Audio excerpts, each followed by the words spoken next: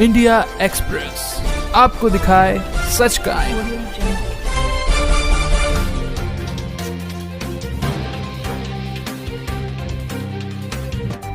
सुबह सुबह फोन आया और बाबूजी का आवाज़ सुनते ही शोभाराम जी एकदम चौंक गए।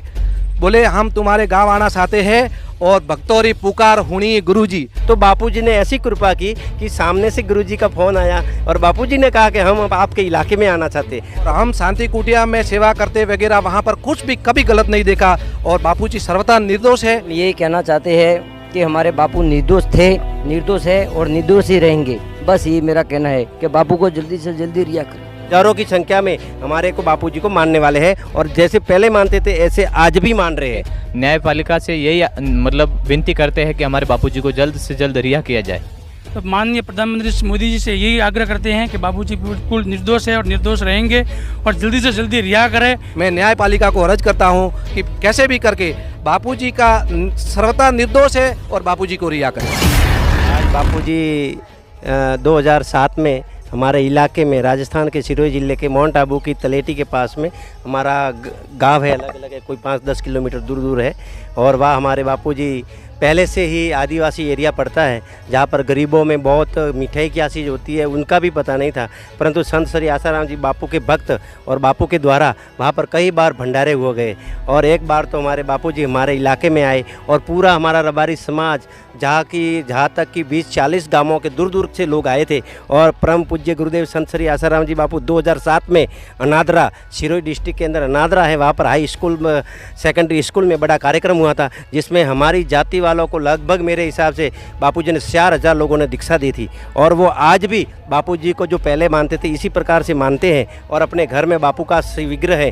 रोज़ स्नान आदि करने के बाद में जो हमारी रबारी समाज तो मतलब कि गाय भैंस और बकरियां पालन पोषण करने वाले हैं। हमको पता ही नहीं था कि ब्रह्म ज्ञानी संत क्या होते हैं, पूजा नियम पाठ क्या होता है, गुरु गीता क्या होती है, भगवत गीता क्या होती है, उसका ज्ञान एक साधारण भाषा में हमारे परम पूज्य संत श्री आसाराम जी बापू ने हमारी समाज को दिया। और आज हमारा समाज बापू की दया से आज सब कुशल मंगल में और कई हमारे समाज बंधु अभी पढ़ाई में भी लग गए हैं और साधना भी करते हैं। ये साधना जो ब्राह्मण लोग थे ऋषि कुलों में जो दी जाती थी, गुरुकुलों में जो शिक्षा दी जाती थी, वही शिक्षा हमारे पूज्य गुरुदेव हमारे इलाके में आकर हमको समझाया। हजारों की संख्या में हमारे को बापूजी को मानने वाले हैं और जैसे पहले मानते थे ऐसे आज भी मान रहे हैं। हरिओम। सुना था बापू ने सामने से मतलब फोन करके आप लोगों को तारीख दी थी सत्संग की उस वक्त। हाँ प्रभु जी, उस समय तो हमको तो पता ही नहीं था, परंतु बापू की ऐसी कृपा हुई कि उस समय 2007 और 2008 में जब बापूजी का आज विश्व लेवल के महात्मा हैं तो उनको एक सत्संग कार्यक्रम कराना तो कम से कम उनके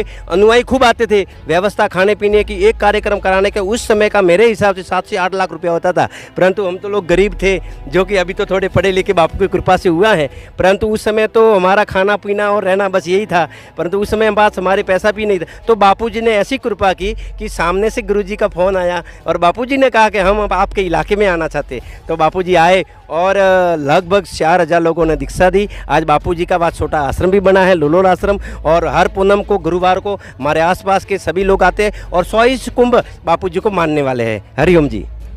जैसे चोपाराम जी ने बताया कि बापूजी आपके यहाँ आए थे और सारा मतलब समाज के लोग बापूजी से दीक्षा ली और बापू पिछले 11 सालों से जेल में, उसके बावजूद भी आप लोग आज भी बापूजी की पूजा करते हो, बापूजी को मानते हो। जी हरिओम। मैंने 1994 में बापूजी से दीक्षा ली थी।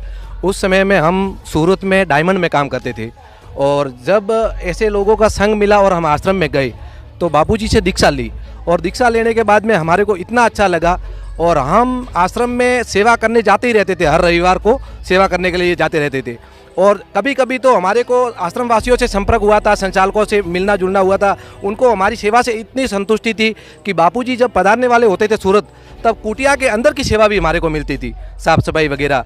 तो बापूजी आते थे, उस टाइम में दर्शन भी हमारे हो जाते थे और हम शांति कुटिया में सेवा करते वगैरह वहाँ पर कुछ भी कभी गलत नहीं देखा और बापूजी सर्वथा निर्दोष है। और एकदम हम आश्रम के अंदर की जो सेवा करते थे वहाँ पर कभी भी शिविर के अलावा महिलाएं रहती भी नहीं थी और एकदम वहाँ पर जो हमारे को सीखने को मिला ज्ञान, संयम, सदाचार और भजन, ऐसा मतलब कहीं पर हमारे को सीखने नहीं मिला। और बापूजी ने हमारे ऊपर दया दृष्टि करके, हमारा ग्रुप देख करके, हमारी स्थिति देख करके बापूजी ने सामने से शोभाराम जी को फ़ोन किया। बोले सुबह सुबह फ़ोन आया और बाबूजी का आवाज़ सुनते ही शोभाराम जी एकदम चौंक गए। बोले हम तुम्हारे गांव आना चाहते हैं और भक्तौरी पुकार हुणी गुरुजी और अनादरा के अंदर सत्संग करना चाहते हैं। तो हम खुश हो गए कि बापूजी की दया हो गई और अनादरा में आ रहे हैं। तो हम सारे भाई मिल करके सब तैयारी में लग गए और ऐसा अच्छा कार्यक्रम हुआ। तो बापूजी उस टाइम में अनादरा में आए, उसके बाद में सिरोड़ी में आए और रेखा बहन जी जब सत्संग में हमारे साथ में दिवाली में कार्यक्रम 7-8 दिन का करते थे, उसके बाद में बापूजी सामने से कहते थे कि रेखा बहन के साथ में जो अपने सिरोही में सूरत वाले हैं उनको सामान जितना सही है इतना दो और गरीबों में वो सही जगह पे बांटते हैं, भंडारा करते हैं, बासन बर्तन कंबल, जो ठंडी के दिनों में जिन लोगों को बेचारों को ओढ़ने के लिए कंबल नहीं मिलते थे उन लोगों तक कंबल पहुँचाना, उनको मिठाई लापसी, पूरा पंडाल में लोग आते थे गरीब लोग और वो बहुत संतुष्ट होकर के बापूजी का कीर्तन करते और अच्छे हमारे सभी इलाके में। और आज भी हम साधक जो है हमारी रबारी जाति के और बापूजी को एक बार हमारी वेशभूषा पहनाई और बापूजी बहुत खुश हो गई। और जो बापूजी ने यहाँ पर नलगुफा में माउंट आबू में तपस्या की है, तो यहाँ अनादरा से बापूजी के यहाँ से दूध वाले जाते थे तो बापूजी को दूध भी देते थे। उस समय में बापूजी को ये फागण महीने का गीत बहुत अच्छा लगता था, तो बापूजी ने हमारे को फागण महीने का गीत सुनाया और उसके बाद में बापूजी इतने खुश हुए, अनादरा में इतने खुश हुए कि फागण का गीत भी सुना और उसमें भक्ति के साथ साथ और नलगुफा में जब तपस्या की थी वो सारा ही हमारे को बताया। बापूजी ने तपस्या माउंट आबू में की है, भक्ति की है और यहाँ पर जब नलगुफा में बापूजी रहते थे वहाँ पर हमने जाकर के दर्शन भी किए और बापूजी की भक्ति के अनुसार हम सब संतुष्ट हैं। और हमारे रबारी जाति के जो लोग हैं उसके अलावा भी हमारे एरिया में सब जने जुड़े और हम भी यदि डायमंड में काम करते थे उस टाइम में हमारे को ये अच्छा संग नहीं मिलता, यदि कुसंग मिलता तो हमारी स्थिति बिल्कुल कमज़ोर होती, नसों से पतों से हर एक बात से। लेकिन हम आज रोजी रोटी में भी सुखी है और बापूजी की दया से हम सही स्थिति पे है।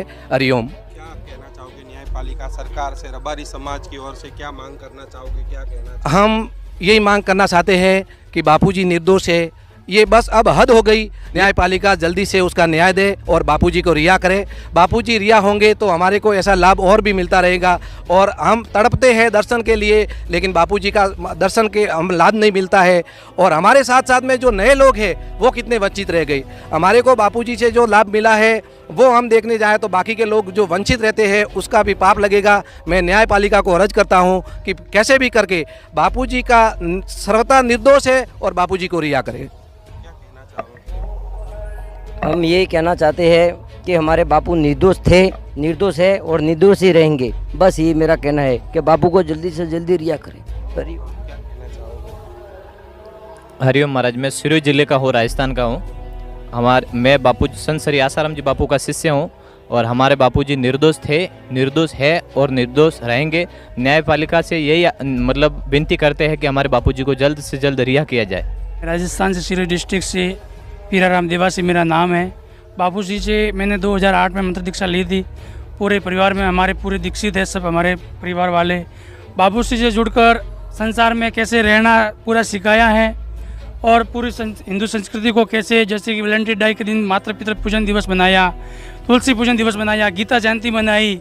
तो बापूजी ने इस संसार को क्या नहीं दिया है, बहुत कुछ दिया है और बापूजी निर्दोष है। मैं सरकार से यही आग्रह करता हूँ कि हम भी हिंदुत्व है और बीजेपी में से जुड़े हुए हैं, तो माननीय प्रधानमंत्री श्री मोदी जी से यही आग्रह करते हैं कि बापूजी बिल्कुल निर्दोष है और निर्दोष रहेंगे और जल्दी से जल्दी रिहा करें, अन्यथा कोरोना जैसी और महामारी बीमारी आएगी और कुछ का कुछ उथल पाथल हो जाएगा। इसलिए बापूजी को जल्द रिहा करना ही पड़ेगा, सरकार से यही आग्रह है, अन्यथा कुछ का कुछ उलट पुलट हो जाएगा। और बापूजी निर्दोष है, निर्दोष रहेंगे और बापूजी जल्द से जल्द आएंगे। इंडिया एक्सप्रेस आपको दिखाए सच का।